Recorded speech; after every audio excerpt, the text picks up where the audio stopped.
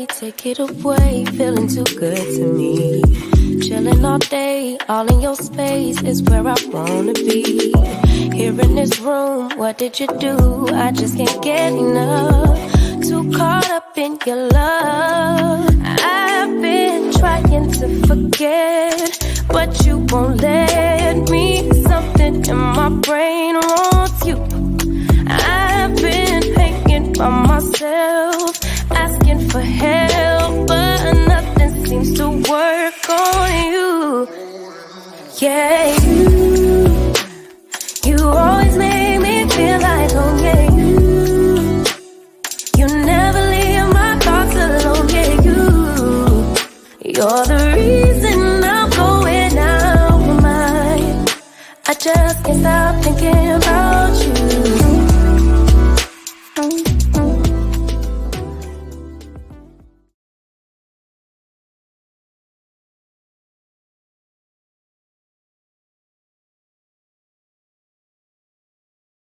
Well, first of all, listen, it's interesting about all these young guys today. They never call on us and say, hey, thanks for the kind word and telling me how great a player I am. But when they play like crap and we call them out, we don't know what we're talking about. Listen, I'm easy to find.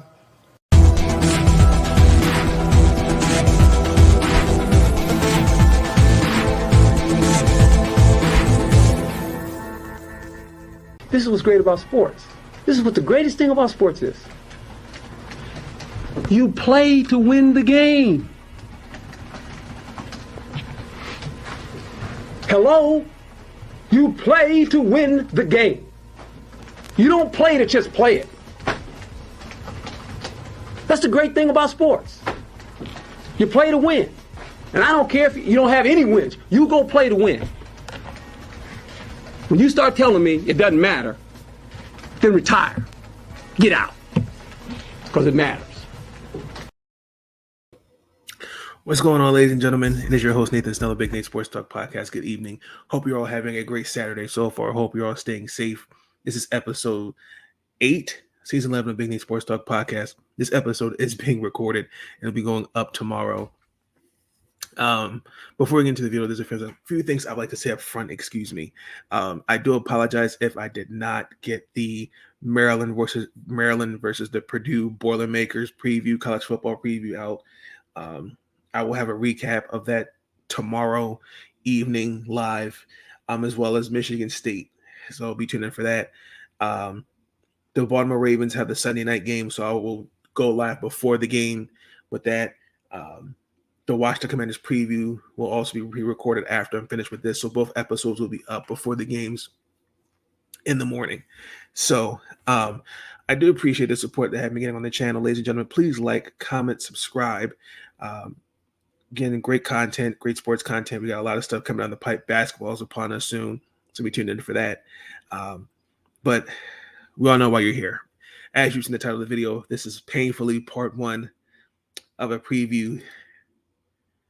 The Baltimore Ravens versus the Cincinnati Bengals. I think this is a morale much needed win for the Baltimore Ravens. Coming into this game, the Ravens are ranked 12th again in offense, but ranked 30th. And as a defense, Cincinnati comes in this game the 16th best offense and the top 11th defense. When I look at the Ravens, start with them. They're averaging about 30 points per game. Let's give Greg Roman his flowers. He has put together an offense that's keeping most defenses on their toes balanced with a mix of running and passing situations. The last couple games, however, they just disappear in the second half. They collapse. To watch the same offense in the second half of that game against Buffalo to be held to 0 points, that was disgusting. What the hell was that? I'm pissed off. Get it together. Y'all look like trash. And then when I look at the Ravens, I'm looking at Lamar Jackson. I think he's in my top 3 MVP candidates this year. He is putting this team on his back. And I need some others to step it up. Devin Duvernay, he's been having a good start so far. He's been a spark. This is not just on special teams with wide receiver as well. Rashard Bateman, who will not be playing in this game, this really has been struggling the past 2 games, and he will not be playing because of a foot injury. And Mark Andrews was just taken out the game because Buffalo, they just took him out the game with just double coverage of him.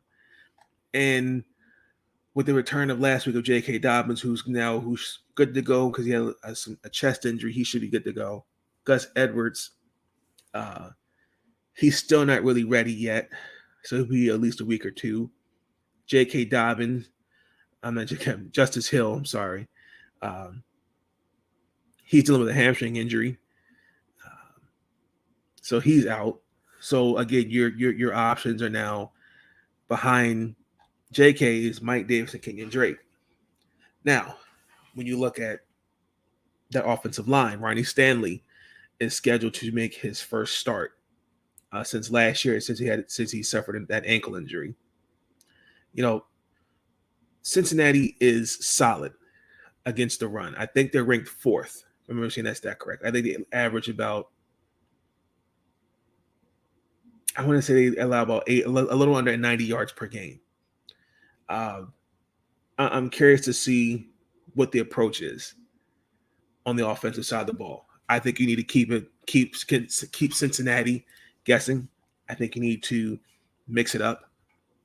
I think that's going to be the key. Is can our running game get going? When Lamar Jackson is not the one that's running the ball, other than Justice Hill, who had 125 yards on 19 carries, J.K. Dobbins is coming off his injury. But Mike Davis and Kenyon Drake, they are the 2 most disappointing signings so far. I'm giving J.K. Dobbins a pass because he's coming off that injury. Because between the 3 of them, they're averaging about 2.5 yards per carry. That's down from last year, was well over 4.6 last season. That can't happen. I think you need to keep the running game consistent, but the offense has to really, really get going. Now, when I look at Cincinnati side of the ball, a couple things that stand out to me. Cincinnati, they've kind of started to pick it up since their big win against the Dolphins, but let's keep it real. That was really an ugly win because Tua went down with that head with that concussion, and now you have 10 days. You had a nice 10-day rest. They had 371 total yards. Joe Burrow, if I remember correctly, was 21 or 31 in that game, 2 touchdowns. I believe Joe Mixon had a touchdown. Their defense, even though gave up almost 400 yards and didn't really do a good job containing Teddy Bridgewater, who had, I think, 1 touchdown, almost 200 yards. I think to beat Cincinnati, I thought Miami's zone defense, it was the key. Joe Burrow, he likes to throw the ball along the sidelines, particularly the long throws. And I think what you have to do is that's really his bread and butter. I think if you take that away from him, because you got T. Higgins and Jamar Chase, you have to take the sidelines away from him and make him throw to the flats or the middle. I think that's the key to beating Cincinnati. And with a secondary that's already, Marcus Peters is out with a quadricep injury. So it's Marlon Humphrey and friends. Jalen Armour Davis, Brandon Stevens, Mario Williams. They just got up. They caught up Worley. I would like to really see Kyle Hamilton out there. I would like to see that. I would like to see Kyle Hamilton out there a little bit more. As much as I like Chuck Clark, I think we need to take the play calling away from him a little bit. I would give it to more of Marlon Humphrey. I just feel like I think he should be the guy calling the plays. That's just my personal opinion. And also too, they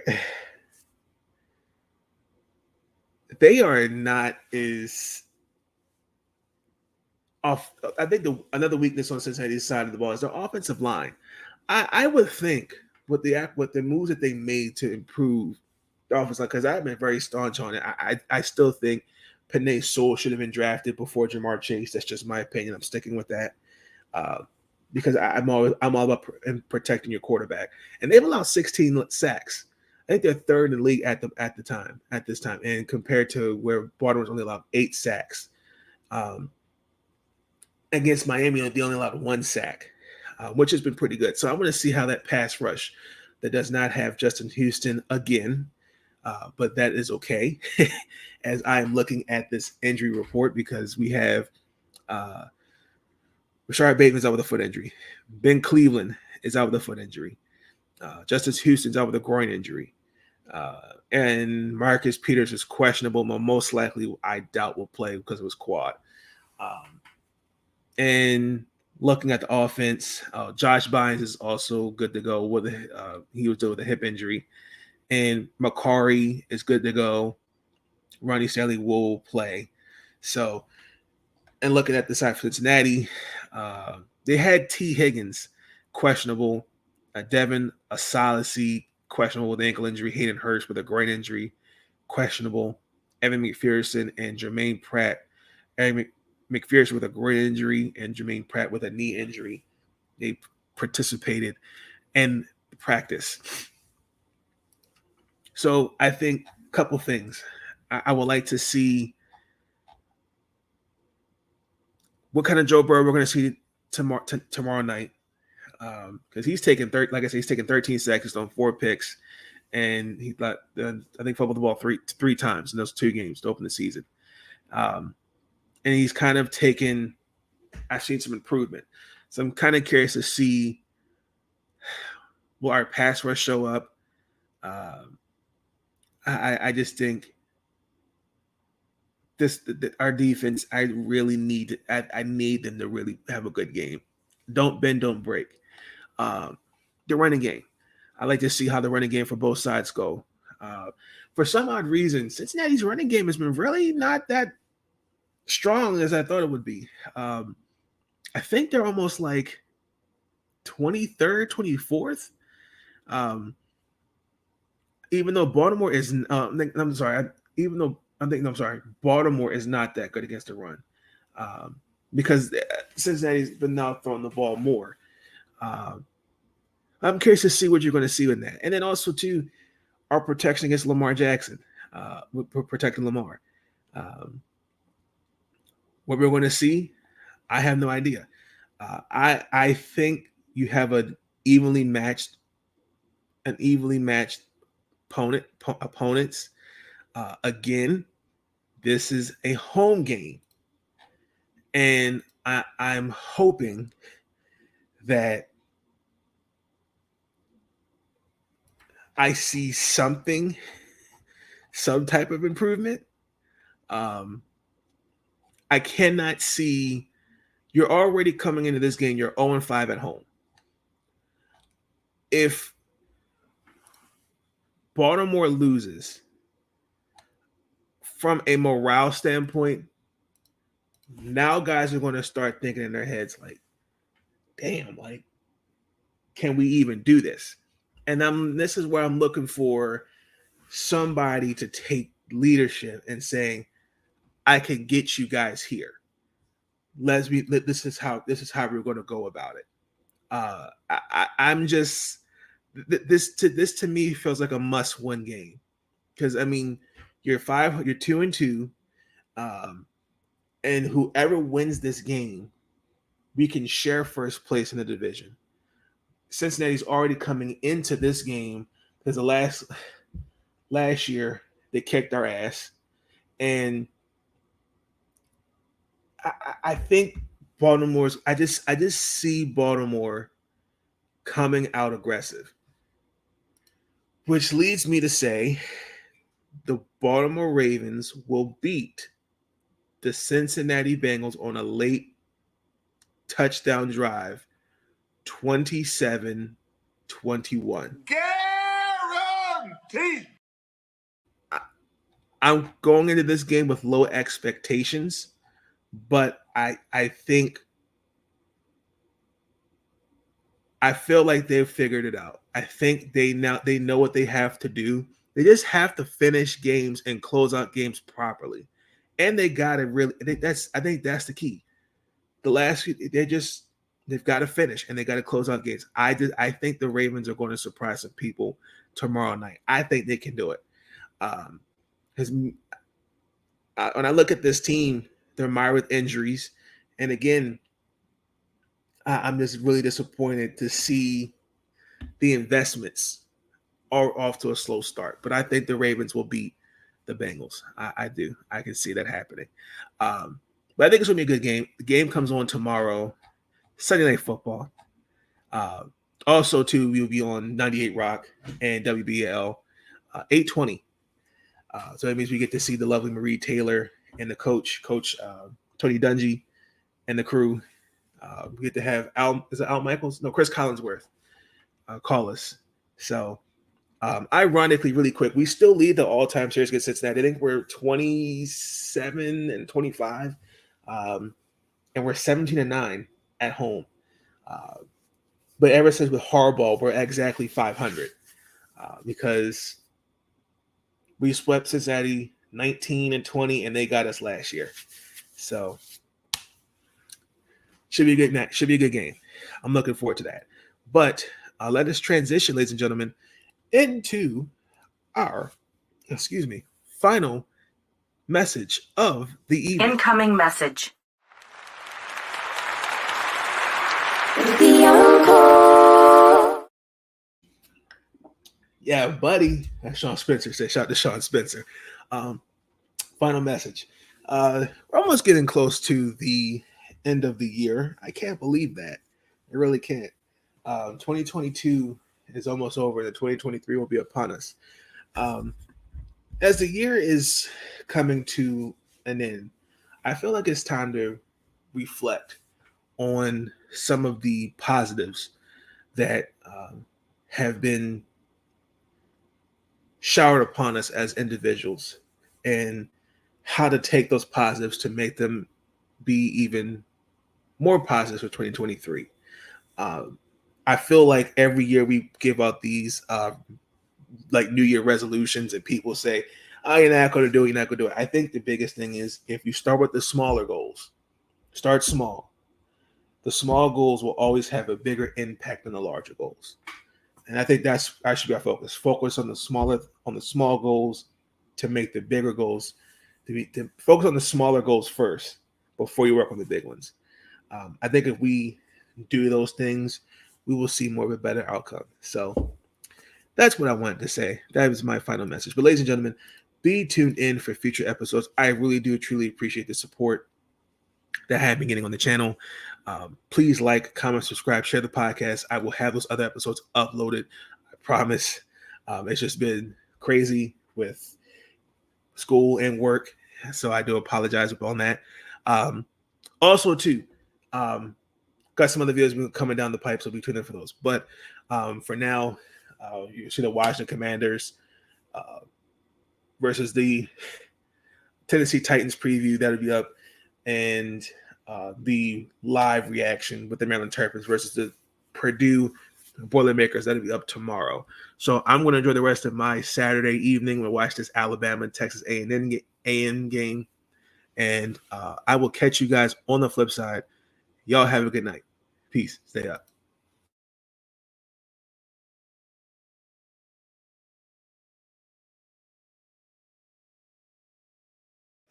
But I get sick of these guys complaining. These young guys, they never call us and say, when a coach is wrong, I'm going to call him out. But when players are wrong, I'm going to call them out. Thanks for the kind words. But listen, I'm going to criticize guys if they deserve it. And listen, they can kiss my ass if they don't like it.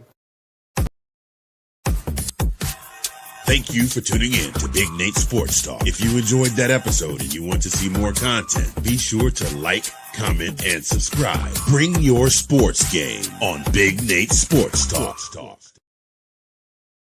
Have you ever felt?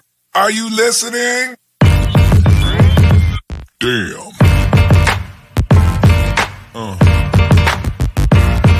Yeah. Yeah.